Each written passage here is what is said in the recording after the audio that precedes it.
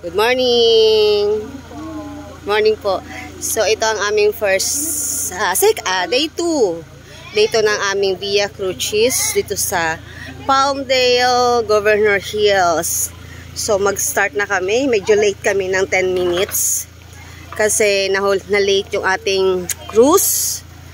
So, ito yung day 1 station of the cruise. Good morning! Number 1. Ito ang aming mga kasamahan. Si Lou, si Rochi. So, medyo madami kami ngayon. Dadagdagan tayo ng mga kapanalig na mag-a-attend sa ating Via Crucis. Yan po ang ating mga kapatid na attend sa ating Via Crucis dito sa ating lugar sa Governor Hills. Yan. We are proud Roman Catholic. Ayan. So mag-start na tayo kasi medyo makulimlim ang langit. Sana hindi umulan. Ito lang ay sana makulimlim lang at hindi maulan. Simulan na tayo. Start na tayo.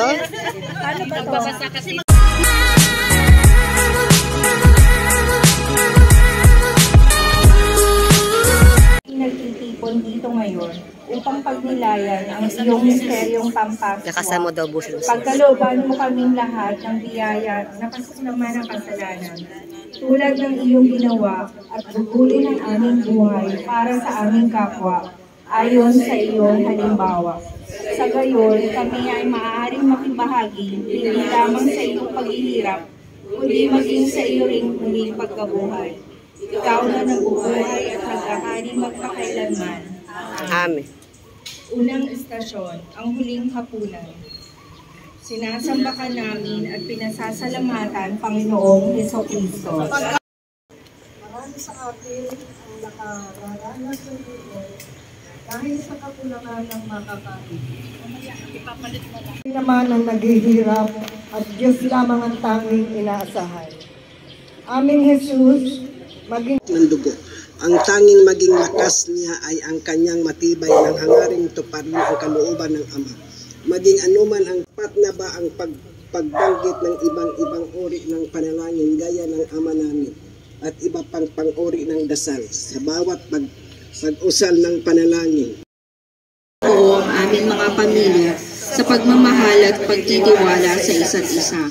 Loobin mo mapagtumpayan namin ang kabutihan laban sa tuksong dumarating sa aming pang-araw-araw na buhay upang mas malalim ang aming pananampalataya at higit na magtiwala sa iyo at sa aming kapwa para sa iyong kaluguran at kaluwalhatian. Amen. Amen. Ama namin sumasalangit ka, sambahin tawag na Diyos sa kanya'y tayo'y tumulong at manumbalik na lubog. Magsisinayan Mary mga pagpapalala sa Diyos sa kanya'y tayo'y tumulong at manumbalik na lubog. Tayong mag-aos, halina mabalik mo. Sa mapagpapawat na Diyos,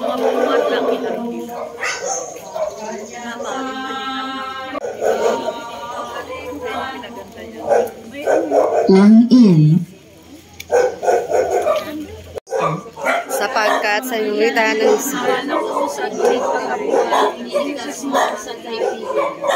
Tumindig ang pinakapunong saserdote sa harap ng kapulungan at tinanong si Jesus, "Ikaw ba ang Mesiyas, ang anak ng kataas-taasan?" "Ako nga," sagot ni Jesus. "At makikita ninyo ang anak ng tao na nakaupo sa kanan ng makapangyarihan sa lahat. At makikita ninyong siya'y dumarating, nasa alapaap ng langit." sa kung ano ang nakasanayan na. Marami sa mga hinuhusgahan ng walang lakas ng loob. Matuto kami sa inyong halimbawa ng pakikisalamuhan ng walang pinipili, nagsisilbi at nagmamahal ng walang sukatan. Naway makita ka namin sa bawat taong hinuhusgahan sa lipunan ang magkaroon ng lakas na baguhin ang kultura ng panghusga sa aming mga munting paraan. Pagpayuhin mo po ang diwa ng pagkakapantay-pantay sa aming lahat upang mapaunlad namin di lamang ang aming sarili at pamilya, kundi gayon din ang buong parokya tungo sa ikatitibay ng aming pananampalataya. Nang tiwala sa iyo at sa isa't isa. Amen. Papunta na kami sa 4th station.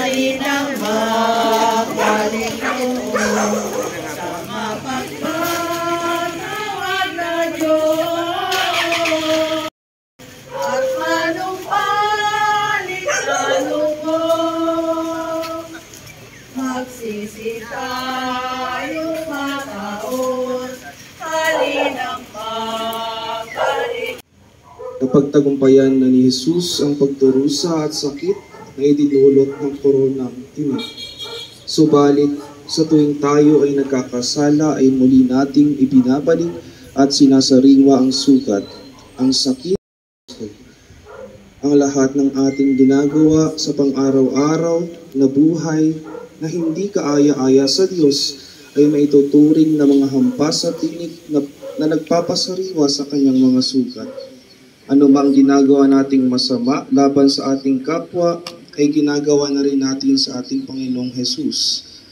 Ang kawalan ng malasakit, ang pagbubulag-bulagan natin sa katotohanan, ang paghusga natin sa iba, ang pagsasalita natin ng masasakit at mga panghusga at mga kasinungalingan ay marami pang uri ng pagkakasala ay patuloy na nagdudulot ng sakit sa ating kapwa. Katarungan at ipagtanggol ang iyong pagiging walang sala. Inatbat nila ang sugat ang iyong katawan at pinutungan ang iyong ulo ng simpleng taong pinagsasamantalahan. Inaapi ng mga halangang kalooban. Habang marami sa amin ang nagbubulag-bulagan sa harap ng walang pakundangang paglapastangan sa katarungan. Naway hituin mo ang aming mga puso upang magkaroon kami ng lakas ng loob na labanan ng walang katarungang aming nararanasan sa araw-araw. Huwag nawa kaming maging instrumento ng pag-alipusta sa aming kapwa. Sa halip, bigyan mo kami ng tapang na maging tagapagtanggol ng mga naaapi kahit sa anumang maliliit na paraan. Maging sandata nawa ang iyong ebanghelyo upang manaig ang katotohanan at katarungan sa aming sambayanan. Panginoong Heso Kristo. Sa pamamagitan ng iyong sa pagkabuhay, niligtas mo ang sandaigdigan. Pagbasa. Ang aming kalupukan, ng aming pagkabigo at mga kasamaan. Hanggang sa mga araw na ito, pasa ng bawat isa, ng mga walang malay, ng mga kalalakihan, kababaihan, kabataan, ang krus ng mga pagkakamali, kasakiman, kahalayan, pagmamataas, at marami pang uri ng kasalanan.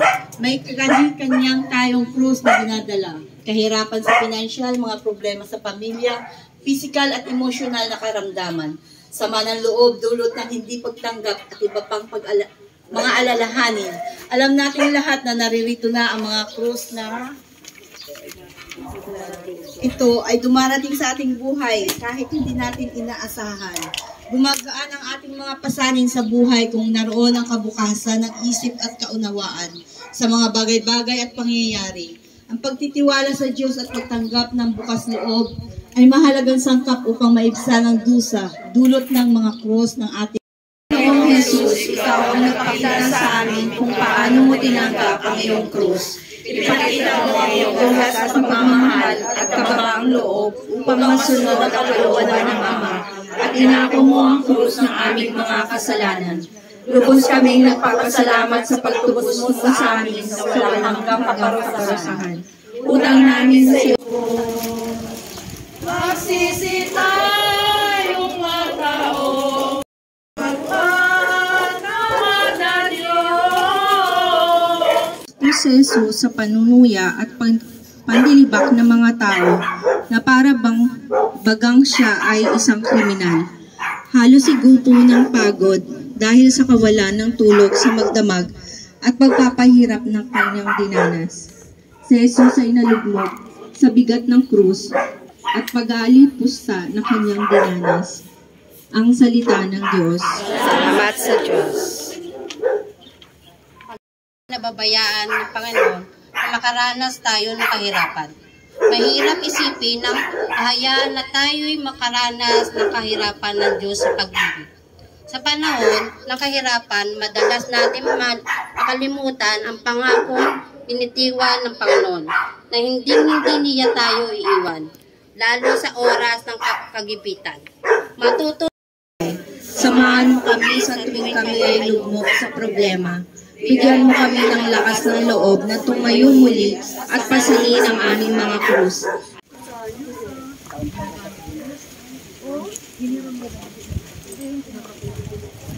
Tayo kay Ate Con. One in.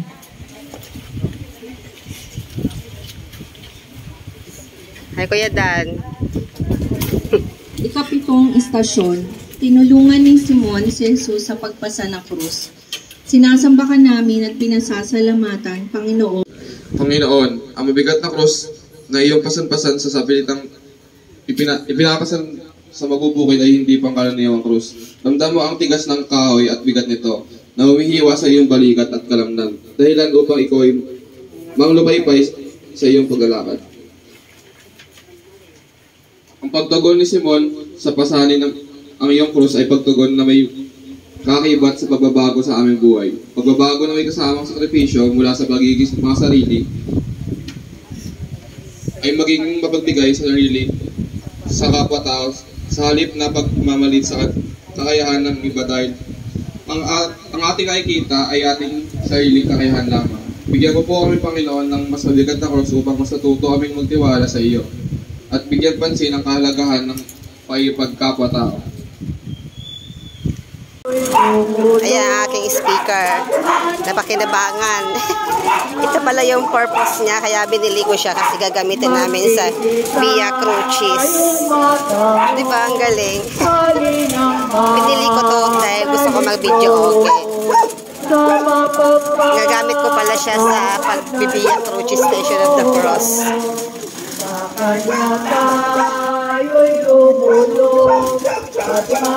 Balik ka ng Diyos, magsisigla yung panahon.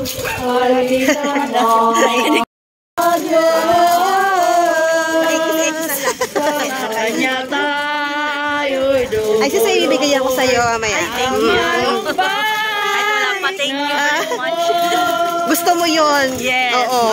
Kahit ano. Gusto ko yun.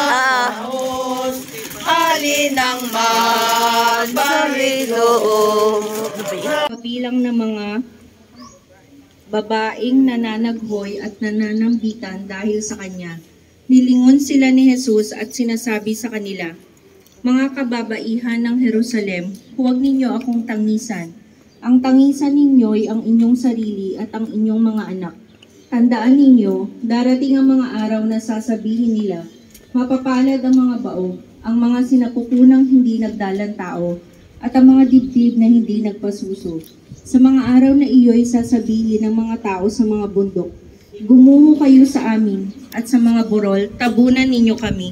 Sapagkat kung ganito ang ginagawa sa kahoy na sariwa, ano naman kaya ang gagawin sa tuyo?" Ang salita ng Diyos. Salamat sa Diyos. magsisita.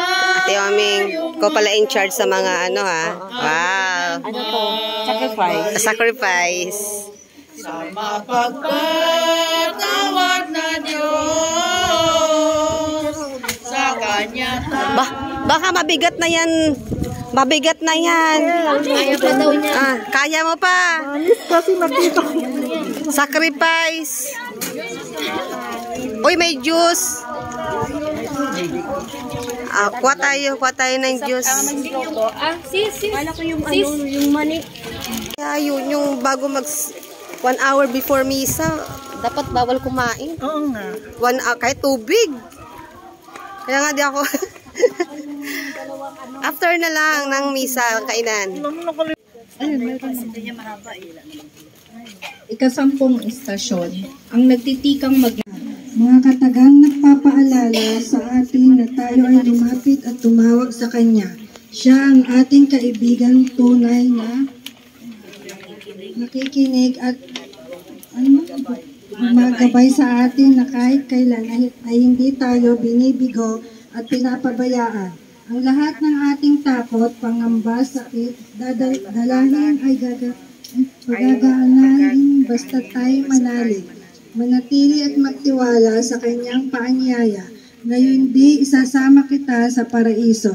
Ito ang pangakong Panginoong Hesus sa atin.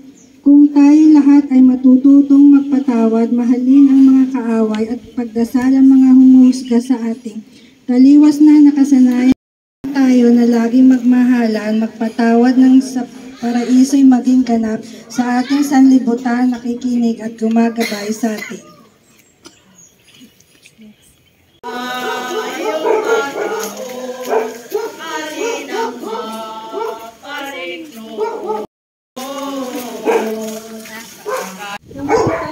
Ang kanyang ina at ang pinakamamahal na alagad sa tabi nito. Kanyang sinabi, Ninang, narito ang iyong anak. At sinabi sa alagad, narito ang iyong ina. Ang salita ng Diyos. Salamat sa Diyos. Ang kanilang ina ay walang hanggang responsibilidad habang sila ay nabubuhay. Bukod sa ang kanilang nagsisimula ang kanina at pagmamahal sa atin ng ating mga ina habang tayo ay bitbit nila sa kanilang mga sinapupunan. Nang siyang buwan sa araw ng ating kapanganakan ay buwas buhay na nakikipagsapalaran ng mga ina. Masilayan naman natin ang kagandahan ng daigdig. Ang ating mga magulang ay larawan ng pagmamahal ng Diyos para sa atin. Sila ang unang nagpapadama sa atin ng pagmamahal at pag-aaruga ng Diyos.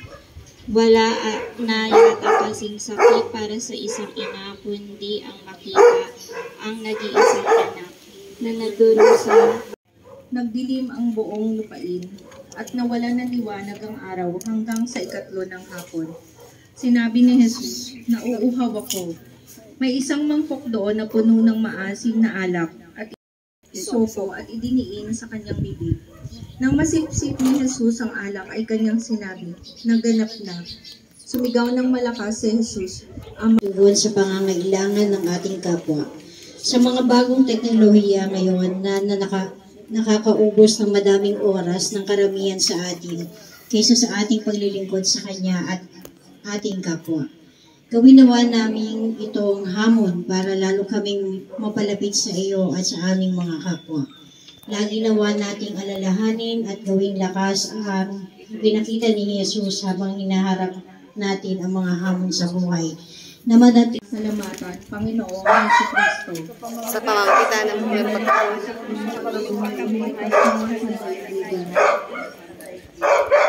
pagbasa. Bago magtakip siling, dumating ang isang mayamang taga-Arimatea na ang ngalay Jose. Siya'y alagad din ni Jesus. Lumapit siya kay Pilato at hiningi ang bangkay ni Jesus. Inuuto nga ni Jose ang bangkay at binalot ng bagong kayong lino. welcome to my house. Na di pa nalalaunang ipinauka niya sa ako. Pagkatapos, ibalong niya sa pintuan nito ang isang malaking bato saka umalis. Ang salita ng Diyos. Salamat sa Diyos. Gaano ba natin kamahal si Jesus? Kaya pa ba natin ibigay ang ating sarili para sa Kanya? Kaya po ba nating kunin o hingin ang bangkay ni Jesus kay Pilato upang tayo ay maglibing sa Kanya? Paano tayo magsakripisyo para kay Jesus? Dito po masusukat kung gaano nakalalim ang ating pananampalataya sa Kanya. Kung talagang mahal natin si Jesus, naway sundin natin ang Kanyang kalooban sapagkat ibinigay niya ang Kanyang sarili dahil sa pagmamahal niya sa atin. Naway sa puso natin lagi ang kanyang sakripisyo para sa atin. Naway suplian natin ang kabutihan, pagmamahal at malasakit, ang lahat ng kanyang mga ginawa para sa atin. Naway lagi nating alalahanin at itanim sa ating mga puso ang kanyang pagmamahal at sakripisyo upang tayo ay tubusin sa kasalanan. Amen. Amen. Ama namin, sumasalangit ka, sambahin ang ngalan mo, mapasa amin ang kaharian mo, sundin ang loob mo dito sa lupa para ng sa langit. Bigyan na po kami ngayon ng aming kakanin sa araw-araw at patawarin mo kami sa aming mga sala para na pagpapatawad namin sa nagkakasala sa at huwag mo kami ipahintulot sa tukso at iadya mo kami sa lahat ng masama. Amen. Ang Diyos ay sumasa iyo. Bukod kang pinagpala sa babaeng lahat at pinagpala naman ang iyong anak na si Jesus. Santa Maria, Ina ng Diyos. Ang mukha ay nakakasilaw na parang kidlat at kasimputi ng busilak ang kanyang damit. Nanginig sa takot ang mga bantay at nabulagtang animoy patay nang makita ang anghel. Ngunit sinabi nito sa mga babae, huwag kayong matakot. Alam kong hinahanap ninyo si Jesus na ipinako sa krus. Wala na siya rito sapagkat siya'y muling nabuhay tulad ng kanyang sinabi. Hali kayo, tingnan ninyo ang pinaglagyan sa kanya. Ang salita ng Diyos. Salamat sa Diyos. Pagninilay. Kakaiba ang ating pag muli nating nakita ang isang dating kaibigan. Matamis ang ating ngiti kapag ating nasilayan ang isang minamahal. Ang muling pagkabuhay ni Jesus ay nagbigay ng kaligayahan sa kanyang mga alagad. Araw, ikaw ay nabuhay. Kaya naman Tapos na. Thank you. Mula sa station. Huwag mong ipakain ang Panginoon sa puso ko. Lunong ng puso